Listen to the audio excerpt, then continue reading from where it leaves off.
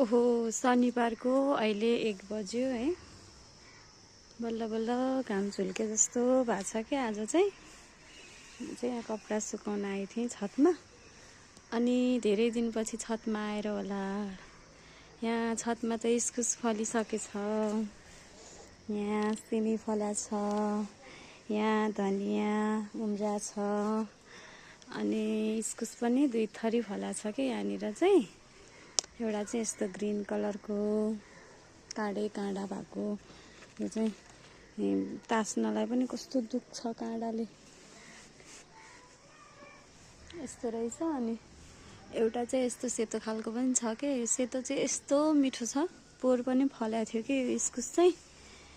बल्ल अलिअलि घाम लागेको छ कि, बल्ल मौसम खुल्ला भएको छ।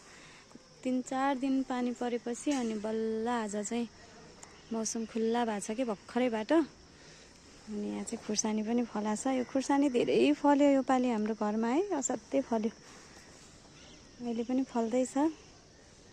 अनि यहाँ चाहिँ पपायाको रुख पनि उम्रेको छ, लगेर रोप्नुपर्ने छ। यहाँ चाहिँ यस्तो पानी परेर कस्तो भएको छ। उता लसुन पनि रोपेको थियो कि कस्तो भयो, उम्रियो उम्रेन हेर्न जान पनि पाएकै छैन क्या। त्यो पानी परेको परै गरेर इस्कुसहरू चाहिँ टन्नै फलेको छ। टन्नै भन्दा पनि अब हामीलाई तरकारी खानलाई किन्नु नपर्ने गरेर फलेछन्। यो हरियो इस्कुस चाहिँ फेरि असाध्यै ठुलो हुने रहेछ क्या, ठुल्ठुलो हुन्छ काँडा भए पनि। अनि यो सेतो इस्कुस चाहिँ खासै ठुलो हुँदैन, तर एकदम मिठोवाला छ क्या यो सेतो इस्कुस चाहिँ। कति राम्रोसँग फल्छ क्या, मलाई कस्तो मनपर्छ यो सेतो इस्कुस चाहिँ। अब तिहारमा नफुलेको गोदावरी बल्ल अचेलबारी फुल्न लागेको छ। यस्तो कालो यो खुर्सानी कति पिरो छ, असाध्यै पिरो छ क्या यो खुर्सानी चाहिँ।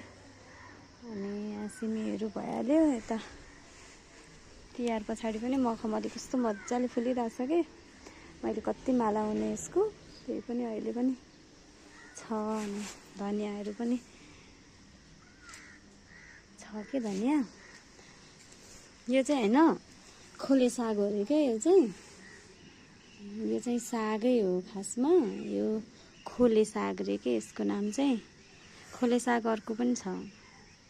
यहाँ चाहिँ हाँगा नै आएर एकदम धेरै ठुलो भएर रहेछ क्या। यो चाहिँ खोले साग भइहाल्यो, यो त फुल भइहाल्यो। हाम्रो चाहिँ यहाँ कस्तो राम्रो स्ट्रबेरीको बोट थियो कि है, स्ट्रबेरी टन्नै फल्थ्यो। अब अहिले चाहिँ स्ट्रबेरीको बोटै छैन, उखालिदिएँ।